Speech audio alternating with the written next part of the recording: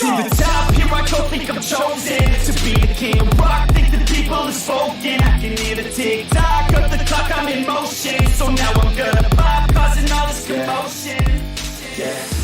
Hey everybody, my name is Eric Hopkins and welcome to the Fat Boy Cartel podcast. If you're finding us for the very first time, please hit that like and subscribe button. Any little bit of help you guys can give us is greatly appreciated. I apologize for it just being me tonight for the AEW Dynamite review. Everything's good with all the guys and everything like that. It's just that we did a recording earlier with Damon and Brandon alongside as well for the Dynamite show, as well as a trailer reaction. Both of them are going to be solo today with me only because after we recorded those videos, I found out due to a Windows update that my computer went through earlier today that it had inadvertently muted my microphone. So both of our videos were practically useless at that point, and there was really no point in releasing them. So I'm just going to go through the Dynamite show tonight, and I'm going to do a trailer reaction for the Forever Purge that we were going to release as well solo. I apologize for the technical difficulties. We'll get them squared away, but I didn't want to leave you guys without going over the show and the trailer reaction. So here we go. Let's get into AEW Dynamite for May 12th, 2021. We started off the show with Yuji Nagata versus Jon Moxley for the IWGP United States Championship, which was contested under New Japan rules. They built this like a big-time main event match, and Jon Moxley came out to the ring to Wild Thing. When I originally watched this, I wasn't sure if it was going to become his theme for, going forward. But then I had it pointed out to me that this was a theme that he uses in New Japan, and apparently it was a tribute to Onita, according to Wrestling Twitter tonight. So that's cool. I mean, for one night only, I thought it was really cool and it was a little different. But I just really like Jon Moxley's personal entrance music that he always uses on Dynamite. So hopefully he'll go back to that for that alone. But I understand that he uses this in New Japan. So being the fact that this is for the IWGP title, it made a lot of sense to play it here. I'm guessing this was mostly strong style in effect here. I mean, it was a very physical and hard-hitting match. Jon Moxley hit the Paradigm Shift, or the Death Rider, as it's also known in Japan, as commentary pointed out, for the win. And Moxley bowed to Nagata after the match, and Nagata's returned. He returned the favor by bowing back, a good sign of mutual respect between the two. This match was very good, in my opinion. I do feel like it kind of underwhelmed to a degree, mainly because it felt like it was really short, and as Brandon pointed out earlier on the show, it felt like the ending was kind of abrupt. So to that point, I understand. But altogether, I think this was a good match. I really wish you guys could have heard the back and forth we had tonight. I thought it was a very good show. I hate that this happened, but I'm going to try to do my best here to give you the best show I can. So moving forward here, we had Ortiz, Guevara, and Jake Hager cut a promo with the back. Pretty good for these guys, although Brandon pointed out that he would have liked to have seen them kind of be more serious and maybe like go on a rampage trying to find the Pinnacle to kind of try to get back at them for what they did to Jericho. But they were cutting promos here. So I thought the promos were okay personally.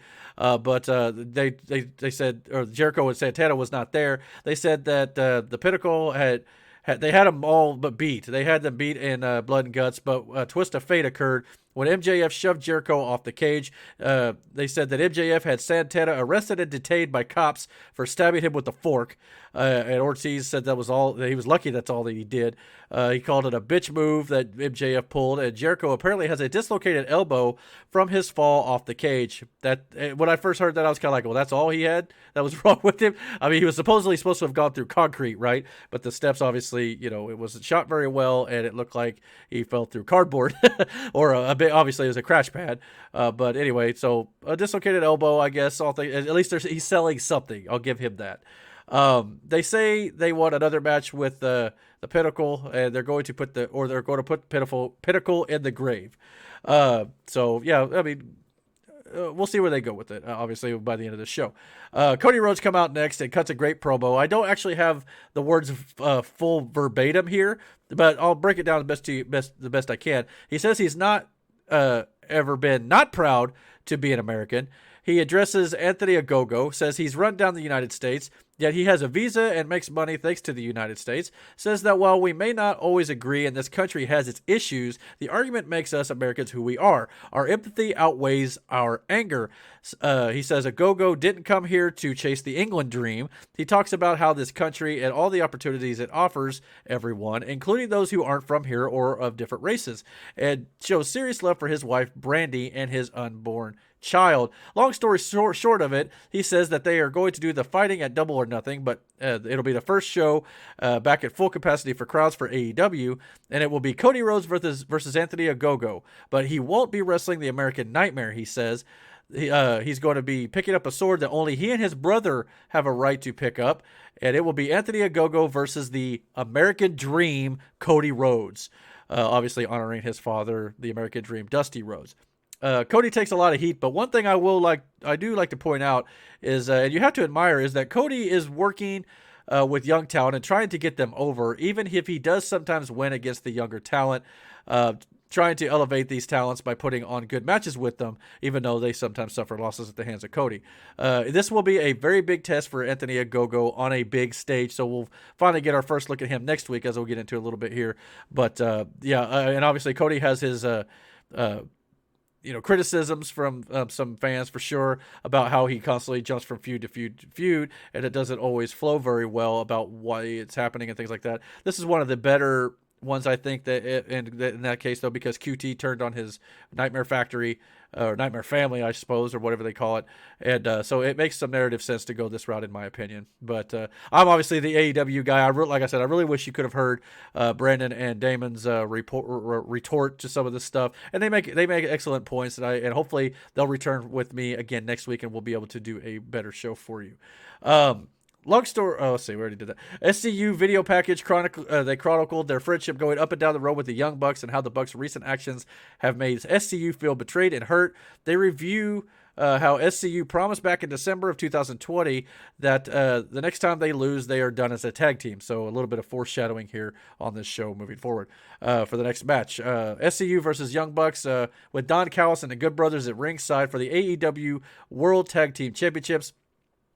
The match was a great tag team match. It kind of took a turn when Nick Jackson superkicked Christopher Daniels' head into the steel post on the outside, which immediately busted Daniels open. The Young Bucks tried to take advantage of the one-man advantage against Frankie Kazarian, but Kazarian turned it around and even delivered a Styles Clash on Matt Jackson, sending a message to Doc Gallows at ringside, who tried to distract the referee. Obviously, a little bit of a WWE reference with AJ Styles and the Club. The Bucks retook the advantage. Christopher Daniels made the save from a pinfall attempt. Matt Jackson pounded away on Daniels' bloody head, but Daniels fought back. Matt Jackson then reenacted the Shawn Michaels "I'm sorry, I love you" Ric Flair superkick spot from Ric Flair's WWE retirement at WrestleMania on Christopher Daniels, because at this point, ending this match would have meant the retirement of SCU. So I get what they were trying to do here as heels. They were trying to mock that spot a little bit because it involved a super kick, and that's what the Young Bucks are known for doing. I get it, but Damon and Brandon kind of thought it was not real good. They thought it was kind of a stupid spot.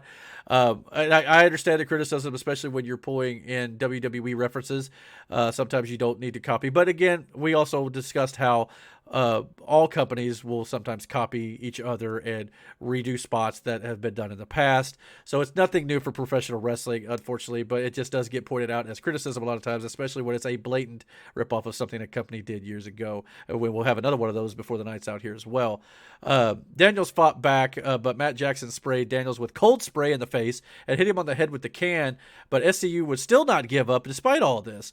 But the BTE trigger would be too much for Christopher Daniels in the end, and the Young Bucks retain their titles, and now SCU must retire. Right after this, they cut on commentary. They kept saying that something's going on in the back, and then they sent back cameras to John Moxley and Eddie Kingston. Were shown destroying the Elite's locker room. We all kind of were in agreement on the podcast that we tried to record that they probably should have held off and not cut right to the backstage segment with them destroying the locker room just yet. And they should have lingered on Kazarian and Christopher Daniels a little bit longer. This is a long time standing tag team, and they just broke up. Now, granted, to their credit, they did show that moment after the commercial break, after the Moxley Kingston segment.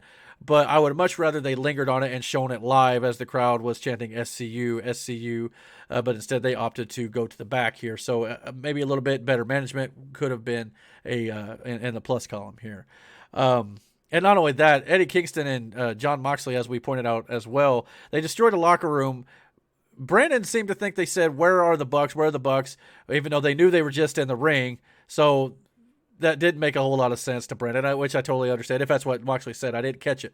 But they also, even so, they destroyed an empty locker room, which, I didn't have as big of an issue with. Obviously, they were trying to find the Bucks and, destroy their property or whatever, which they really didn't destroy a whole lot of property. They were just kind of throwing stuff around. So it was just done to kind of coax the Young Bucks into challenging them later on in the night, which is what ended up happening. Christian backstage, he cut a promo talking about Taz critiquing his wrestling from last week. He says that's about as credible as Christian critiquing Taz's ability at a buffet table, which I kind of got a chuckle at. I thought was kind of funny. Says he's got an open contract and says he'll be in the ring next week, and Taz can send any member of Team Taz against him next week if he chooses. He then decides to shift toward the Casino Battle Royale at Double or Nothing, and he claims he's going to win it and earn the title shot to cash in anytime he wants. It's kind of like the Money in the Bank stuff with WWE, but this is more of a Battle Royale instead of a ladder match. Matt Sydal walked up and said he's going to win it instead. Christian then references how last year didn't go so well for Sydal and asks if he thinks it will just fall into place, referencing obviously the Matt Sydal slip on his shooting star press attempt in his debut in AEW last year. Sydal said Christian should not get too far ahead of himself because he said he signed that open contract, and next week it'll be Matt Sydal versus Christian instead of a member of Team Taz as Christian had wanted. So we're going to get new match. Again, we kind of talked about how Christian's debut had been botched at AEW and how, they have not used him properly up to this point. But then I also made the point here too, that if fans would have, if they had thrown Christian right into the title picture with Kenny Omega right away after not earning anything, the way AEW likes to do that with their standings and whatnot, fans would have gotten absolutely aggravated. And rightfully so, I think. So I think what they're doing with Christian is slowly building him up with wins and things like that so it makes narrative sense when he challenges Moxley for the title, or Omega, I should say, when he challenges Omega for the title. I don't think Christian is going to win that belt, though. I don't even think that Omega is going to lose the belt at Double or Nothing, personally. I mean, never say never, but to me, this is just a way for Christian to get some wins. And maybe he does win the Casino Battle Royale and he gets his title shot to cash in wherever he kind of wants to or whatever. Well, I don't know if it's kind of like a cash in, but he gets a title shot at some point for sure. But, yeah, we'll see what they do with Christian. But so far, it wasn't necessarily the best debut as we've all kind of agreed upon. We got to learn to undersell and over-deliver and not oversell and under-deliver like happened here. But we'll see where they go. But I think that Christian is definitely going to be getting over younger talent as well, kind of like what Cody Rhodes is doing a little bit here, and maybe Matt Sydal. I know Matt Sydal is not necessarily a younger talent, but it's definitely a fresh matchup. So in that regard, AEW is good about giving us fresh matchups for sure, not constant rematches like some shows, unfortunately. We had a number one contenders match now, and I want to talk about Brian Alvarez a little bit here on the Wrestling Observer Radio. He made a very good point, in my opinion, about rankings and having matches to determine a number one contender, because if you have rankings in AEW, it's an excellent point he's making that why do you need to have a match when you already have someone who is the number one ranked contender? It's a good question to ask, and to be honest, I agree with him. And I really never thought of it that way before he said it on one of his shows recently. But I did notice something tonight in regards to this. When Pac and Orange Cassidy came out for the number one contendership match, they always show the name tag or the name plates and stuff, and on the name plates it usually says the record for the year. And I noticed Orange Cassidy was 8-0, and Pac is 5-0. So to me, it made a little sense that maybe they're doing this match because neither guy has ever lost a match this year. So it's about figuring out. Granted, they both had undefeated records, but it's about figuring out who is the number one contender based on wins, losses, or losses, most likely in this case. So it stands to reason that's why you do the match. So I just thought that was an interesting little tidbit. I thought I'd throw that in here. Orange Cassidy tried to end the match quickly with a beach break after Pac broke his glasses. We got hands in the pocket offense from Orange. Orange then pulled out a backup pair of glasses because why wouldn't he have another pair on hand, right? Pac regained the advantage and kept going for the Black Arrow, but Orange kept rolling out of the way in Orange Cassidy fashion. Then things picked up, and Orange and Pac put on a great wrestling match. Orange Cassidy landed high and tight on a sit-down powerbomb and may have smacked his head off the mat. Now, I'm going to get into what happened next here, but keep in mind, Brandon and Damon feel like this was completely scripted, and this was a way to set up the triple threat match at Double or Nothing. I feel like, though, this was a spot that it looked like Orange Cassidy legit took a hard bump and got hurt here. So bear that in mind as I read what happens here. Orange Cassidy appeared loopy, and he rolled to the outside as Pac began to work the crowd to stall for time during a commercial break, which is something a lot of wrestlers do when there's an injury. They try to give that competitor some time to recover. He appeared legit hurt, obviously, and Aubrey Edwards was checking on Orange during the break on the outside. Orange rolled back into the ring, and Pac put him in a headlock on the mat again, giving him a little time to collect himself.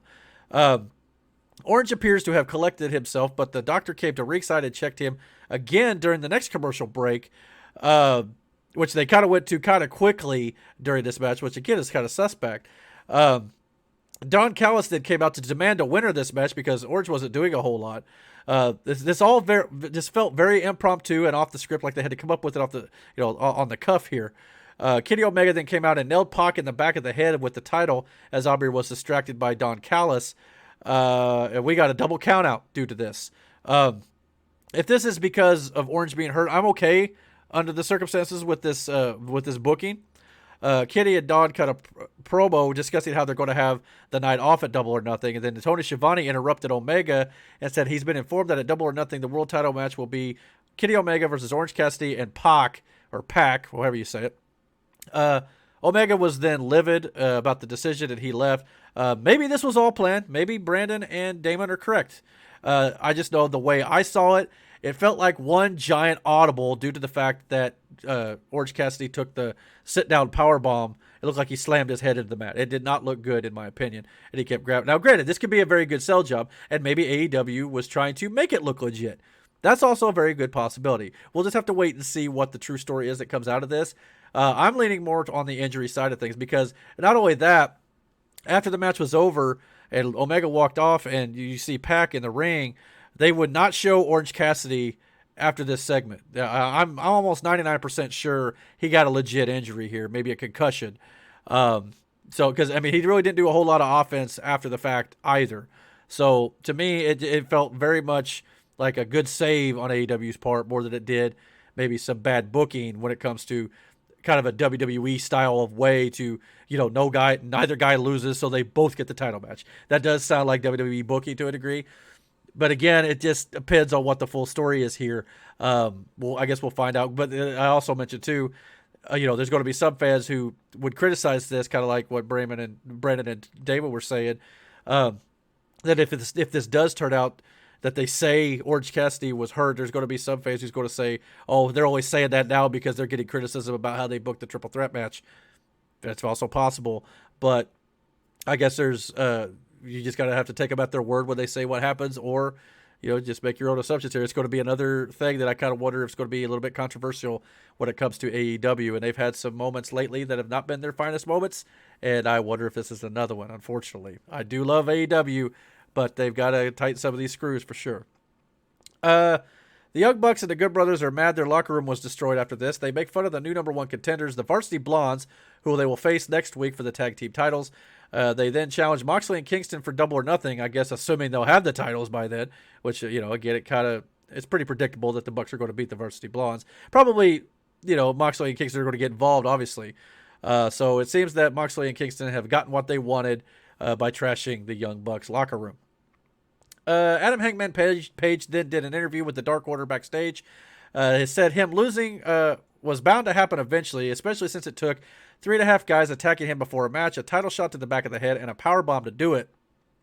He then challenged Brian Cage, who beat him, to meet him one-on-one in the ring without any help to actually earn the spot instead of basically, getting a cheap victory. So he said we could do it at Double or Nothing. He said this by using a Double or Nothing pun. To me, it's a good story. I think they're not just giving it to Brian Cage in that way. He's going to have to earn Adam Hangman Page's respect and earn the spot that he supposedly beat him for, which, you know, obviously in the eyes of many fans, you know, they did it in such a way where it didn't hurt Adam Hangman Page. Obviously, he's not the number one contender now, but I think that's merely because they wanted to do Orange Cassidy, at least originally, Orange Cassidy versus Omega at Double or Nothing. Maybe they changed their mind and did Pac instead, or at least added him to the match. But I feel like with the first crowd back at Double or Nothing, they wanted Orange to be in the title match to get that crowd reaction, because Orange Cassidy is very much over with the crowd. And, well, Pac is too, really. But that should be a great match between the three of them. But in regards to this, I think it's very well done how, they, or at least kept Adam Hangman Page strong. And they kind of do something similar to Darby Allin later in the night. It's just something that I have criticism of WWE for when, no one wins. So no one gets over because they do these DQ finishes, distractions, and, interferences and all this sort of stuff. I would much rather see a straight-up loser, but if you're going to have someone lose, you also kind of figure out a way to keep them strong if you want to keep them in top contention moving forward. I thought they did that with Adam Hangman Page and Darby Allin a little bit later on. The Pinnacle then comes out for their coronation. MJF came out with a crown on his head and said that he is now the demo god and we will now refer to him as the greatest of all time. And he'll say, we'll bow down to the Pinnacle. He said he didn't know if you mouth-breathing pores knew, but AEW is the number one ranked show on cable last week. He said the Inner Circle were down 2 men. He asked if the crowd wanted to see a rematch, but then, of course, obviously, MJF answer is no. This was basically your typical "we are the best in the world" promo segment from a heel group, which we've seen a million times in pro wrestling. Tully Blanchard then brought out some gifts as he bought all 5 of them expensive watches, which I guess Brandon said he said that they were like thousands of dollars, which, if you're going to buy expensive watches, you think you'd maybe kind of get something more expensive than that. But that's part of the joke, in my opinion. They are interrupted then by a honking horn. It ended up being Ortiz, Guevara, and Hager driving. It looked like an all-terrain vehicle into the arena. Would look like they were dragging some sort of like a trailer in behind it. MJF said they were done with the Inner Circle. That is when we hear Chris Jericho, exactly a week after falling off a big, Hell in a Cell type cage at Blood and Guts, is all braced up with his elbow. So at least he's selling that, but he's right back on TV that following week. I kind of felt like maybe you should keep him off television for at least a week, maybe 2, before you bring it back here. But I get it.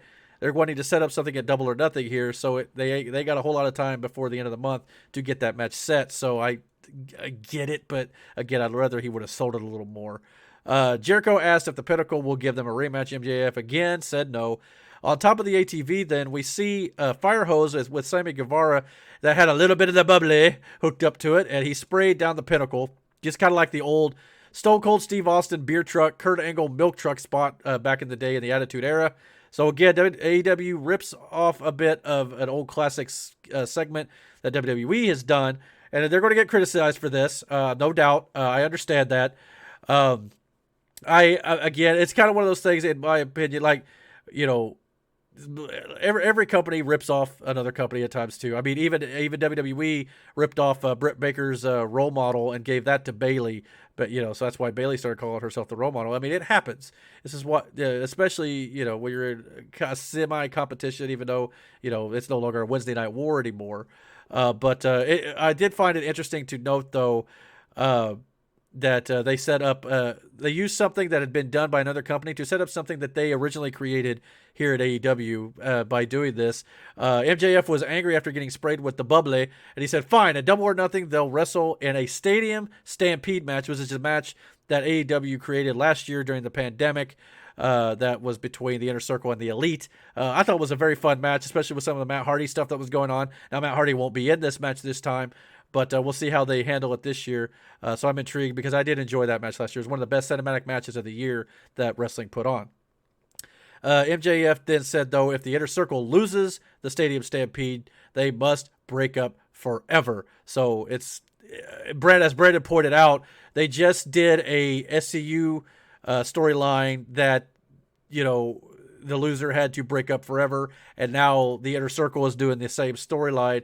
And my rebuttal to that was, kind of like, well, WWE does that all the time with some of their storylines from Raw and SmackDown. They'll copy the same storyline. So it's nothing new. The one thing with WWE and AEW and fans and people who, hate on the other company because they're a fan of one and not the other, to me, it's just like what you like, watch what you want to watch. Let everybody else enjoy what they like too. It's like movies. There are no two people who are going to completely agree with something a movie does. Same way with WWE and AEW or any wrestling or company or whatnot. That's the beauty of the art that we have in this world. We're all different. We're all going to see things different. There's going to be certain things that WWE does, like CGI birds coming out of Matt Riddle's feet, that I'm going to absolutely hate. But there's going to be some people who find that great and they're going to love it. It may not be, my age demographic or whatever the reason might be, but as much as I want to crap on WWE sometimes, there are people who want to crap on AEW sometimes, and I totally understand it. I've just started to learn to approach wrestling as just enjoy it, and if there's something you don't like, you move on, and you have a little fun with it. You kind of poke fun and crack jokes, and but there's no reason to get angry at somebody else or get brag about your team or your the good guys winning the ratings war or something like that. Who cares? I mean, it's not that big a deal. It's just a show, guys. Let's just enjoy it for what it is, and that's what I try to do with a lot of things. I'm a very positive guy, if you haven't noticed on our channels so far. But anyhow, I thought that at least it did a good job, at least of setting up the match at Double or Nothing. Then we got a Brent Baker interview with JR. They recapped how Hikaru Shida was the one who broke her nose and put her out of action for 5 months, even though I thought it was a leg injury. But they sold it like it was a broken nose, and it might have been. I don't remember, to be totally honest. It's poetic that she will be facing Shida, Brent Baker said.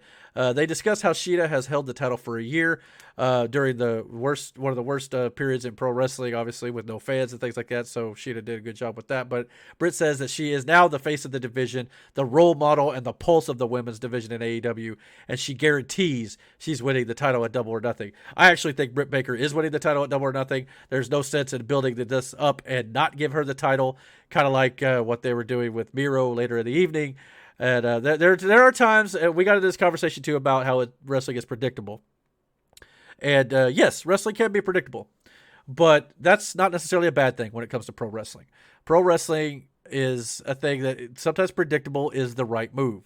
It may not be the most exciting thing in the world, but I would much rather have a show that is booked properly and build proper storylines that may be predictable than to have something to be shocking for the sake of being shocking, and then have horrible booking on how to get there that makes absolutely no logical sense. So in that case, I think AEW does a pretty decent job a lot of times of being logical, and of course, I think NXT does a great job of it as well. Sometimes the main roster in WWE does not, but there are also times they do as well. So you got to give them credit where credit's due. They're doing a great job with the Roman Reigns, Uso stuff on SmackDown in regards to Daniel Bryan, Cesaro, and Jimmy, his return this last week too. So I mean, again, it's just one of those things that wrestling is.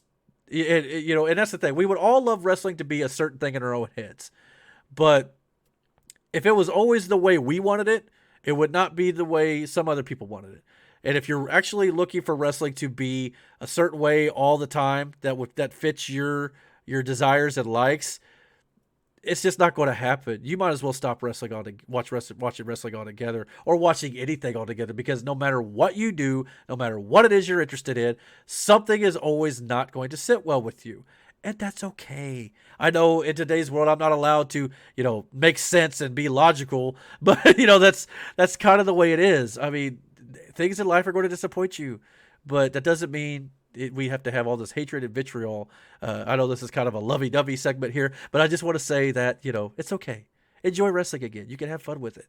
But anyhow, that's just my opinion on it. Then we had on commentary, they announced that there will be a Friday special edition of Dynamite on May 28th for Memorial Day weekend that will lead into Double or Nothing on Sunday.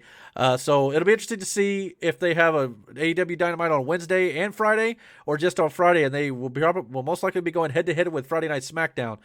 Damon mentioned that there is some news about the NHL possibly maybe having some games on TNT. I haven't heard if that's for certain yet or not. I know Tony Khan come out and said, I believe on Busted Open, that he feels like that they're not going to be moved from TNT at all because they have a contract. But he didn't roll out the idea, I think, if the right opportunity came along. So I wonder if this is maybe AEW testing the waters on a different night. Not sure, or it could just be because they want to have a big weekend, kind of like it's like their WrestleMania show to a degree, I think. So it's either that or All In. It's one of the two. But it'll be interesting to see how AEW does that night, going head to head against SmackDown, which is pretty much WWE's best show ratings wise right now. So we'll see how that goes. Then we had Thunder Rosa versus Jasmine Allure. This was a squash match for Thunder Rosa, basically, just a very easy victory. Commentary did do a good job at mentioning why Thunder Rosa was not the number one contender for Hikaru Shida's title, because again, they reiterated that even though she beat Britt Baker a few weeks back, that was a non-sanctioned match, so it did not affect the standings. So even though Rosa got the victory, Britt Baker still ranks higher than her. So again, I felt that was very logical. It's something AEW likes to do with their standings, and I applaud that, at least in this company. As Kenny Omega mentioned last week, wins and losses count for something and they matter, unlike, again, some other companies who don't feel like that's the important thing. It's about telling stories. And again, two different philosophies. Doesn't necessarily mean either one's right or wrong. I don't even know, I have my own personal opinions of what I prefer. But again, like I said, it does. It's just all in how you like to view things. Next week, we have a little bit of the card already announced. NWA Women's Championship match between Serena Deeb defending her title against Red Velvet. AEW World Tag Team Championships, Young Bucks will defend against the Varsity Blondes. Christian Cage versus Matt Sydal, and Anthony Ogogo will have his debut match on AEW Dynamite, at least, versus Austin Gunn. At least I don't think he's had a match yet, so he'll get to face him off against a member of Cody's Nightmare family. Then we also had a little bit of the rundown for a Double or Nothing current card as of now. Adam Hangman Page versus Brian Cage. Cody Rhodes versus Anthony Ogogo. Hikaru Shida versus Britt Baker. And Kenny Omega versus Pac and Orange Cassidy for the World Championship. Then we had Jade Cargill with Tony Schiavone backstage. They basically talking about how managers Matt Hardy, Vicky Guerrero, and now Mark Sterling, a former associate of MJF, are vying for her services. Jade Cargill says she handles her own business. And she says she's listening to the offers, but she's her own boss, and she's that bitch. So, I mean, this is okay, little promo here, but I don't know exactly where they're going with this whole storyline with the managers, but I guess we'll have to wait and see what they do. Probably after Double or Nothing. Well, maybe a little bit before. We'll see. But I don't know if Cargill is going to, go with any of these here. Next, we have the main event of the show. The TNT Championship match with Darby Allin defending his title with Sting at ringside versus Miro. Obviously, before this match, we had the video package of Darby Allin talking about his condition after falling down concrete stairs last week. Says he doesn't have time to talk or think about that right now. He drives up to his hometown. Says he likes going there to remind him about where he came from and how far he's come. He says that Miro hasn't done anything since he's been in AEW. This is basically art imitating real life here, because that's what a lot of the fans are saying about how AEW has squandered Miro to this point, much like WWE did when he was Rusev. Darby then says he doesn't buy what Miro is selling. He called him a generic son of a bitch and said when this match is over, Miro will have to admit he's one of the toughest men he's ever stepped in the ring with. Obviously, going into this match, we talked about how the fan criticisms have been right, that Miro has not been used to his full potential. He got put, and some people don't think that the arcade match that they did or whatever was very good. Also, he got stuck with Kip Sabian and was the best man in that whole wedding angle, which, again, is not the greatest angles for somebody of Miro's caliber, really. So it appears at least AEW is hopefully starting to take Miro a little more seriously. Maybe going to give him a bit of a push here with their mid-card title. And obviously, so it was good to see, Miro, what they're doing with him here. But we'll see how it plays out moving forward. The match started with Miro jumping Darby before the match. Again, they're doing this in a way to not destroy Darby, much like with the Adam Hangman Page thing. They're doing it smartly, where you're going to get a winner and a loser, not completely like, just nobody wins at a DQ. We're going to have a winner or a loser here, but they do it in a way narratively to where there's a narrative reason as to why perhaps Darby fails and why Adam Hangman Page lost as well. So it keeps them strong regardless, and it builds a new person with the title picture here. Feels like they're doing the same thing there. Better than a DQ. Darby was beaten outside the ring for several minutes, and the match still wasn't started yet. But again, just kind of reiterating that point. Match finally begins after the beating. Miro immediately kicks Darby in the head, but Darby kicked out. Darby does the fighting babyface thing, and he fights back. During the break, Scorpio Sky and Ethan Page distracted Darby and attacked Sting with a chop block on the outside. Darby puts up a good fight against Miro by choking him when Miro slams him into the dash report on the barricade outside. Darby looks at Sting and fist pumps him almost to say, like, I got this, or we're going to stick together, or I don't know. It was an interesting little spot, just kind of where they were showing some respect to each other, I think. Darby build up to the finish as he hits the coffin drop, but when he landed on Miro caught him, but Darby countered into a roll up with some near falls after that. And Miro locks in the Machka lock, kind of where he's squatting on their back, the old Iron Sheik deal. But then Miro then leaned all the way back and onto his back and pulled Darby with him, where Darby was bent backward like a pretzel. And Darby Allin never really tapped out that I saw. I might have missed it, but I don't think he did. And the ref called for the bell. Referee stoppage, which I'm guessing Darby passed out, as Miro wins the TNT Championship here. After the match, Scorpio Sky and Ethan Page returned and attempt to attack Sting again as the Dark Order cleared the way out here. And setting up, looks like Scorpio Sky and Ethan Page versus Darby and Sting, likely down the road, maybe Double or Nothing. Kind of give Darby and Sting somewhere to go after the TNT title here. And then after that, the show ended with Lance Archer coming out to stare down Miro, and as they stared at each other with obviously teasing possibly a TNT title match here with Lance Archer versus Miro. Possibly, again, Double or Nothing, depending on what they decide to do here. Brandon pointed out, too, Lance Archer is a kind of a guy who's kind of been going a little bit back and forth here. He was kind of a heel. Then he kind of got in Sting's face a little bit with Jake the Snake Roberts. And then it's kind of like all of a sudden, I think it was Brian Cage who said, he respects Sting. But then they really didn't go anywhere with the Lance Archer stuff with Sting. So, admittedly, AEW might have dropped that a bit here. But it could have been because Lance Archer was focused on the TNT Championship, so that's why he was kind of confronting Sting. So now that Darby doesn't have the TNT title, perhaps Lance Archer has now continued to keep his focus on the TNT title and shift his focus now toward Miro. So we'll see what they do with this. I thought it was an okay ending to the show. I'm glad Miro is finally getting his just due here. And a lot of people on Twitter were talking about how he left WWE, because he was in the mid-card and wasn't going anywhere, only to go to AEW to hold their mid-card title. But again, if you want to build up Miro, you start slow, you give him the mid-card title, and hopefully by, you keep building that, and when he loses that title, maybe he then can go for the AEW World title, depending on who is holding it at that time. So again, I'm willing to give AEW the benefit of the doubt and see where they go. I know sometimes a lot of people say that about WWE, but there's been a lot of times where WWE has let us down when it comes to where they're going with their plans. Because a lot of times they don't have a plan. They're just making it up week to week. AEW tends to normally have plans planned out months in advance and weeks in advance because they always have shows lined up. And even Chris Jericho's talked about this Pinnacle thing, how they have plans lined out for months and where they want to take it. So in that regard, I can't wait to see what they do going forward with everything they've got planned coming down the line. So we'll see what they do. But obviously AEW has had their struggles the last few weeks, especially in regards to the barbed wire death match and the end of Blood and Guts, which, again, the matches were good on their own right, but the endings were not either shot well or, botched with the fireworks, pyro fiasco. So the AEW does have criticisms, and they've got to get better. They got to tighten those screws, as Bully Ray would say. I'll bust that open. But they have potential, and I know that the excuse is, they're a young company, but eventually that excuse ain't going to work anymore. It's almost been 2 years now that they've been on television. So at some point, you've got to start getting this stuff right with like all the ref stuff that isn't consistent, and some of the rules are being thrown out the window in certain matches. You got to tighten up all these screws. I thought the rules and stuff were better handled tonight. But they definitely have some stuff to do when it comes to, delivering on their finishes, not, letting people down on some of their announcements, like the Christian thing. So they've got some stuff they need to work on. But again, I have hope, and I enjoy the show for what it is, and I hope that they continue to improve and get better as their ratings have gotten better as well now that NXT is off the same night. So we'll see what happens.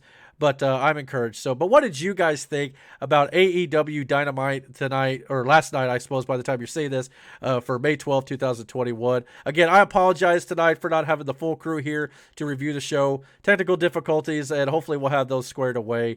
We're still getting used to doing things here. We're still a new YouTube channel and it's still a new podcast, but thank you very much for watching. Comment down below. Let me know what you think about the show, and hit that like and subscribe button. And don't forget to hit the notification bell so you get all the notifications about when we put up new content on our channel. And until our next video, guys, take care. Yeah, ready to go, man.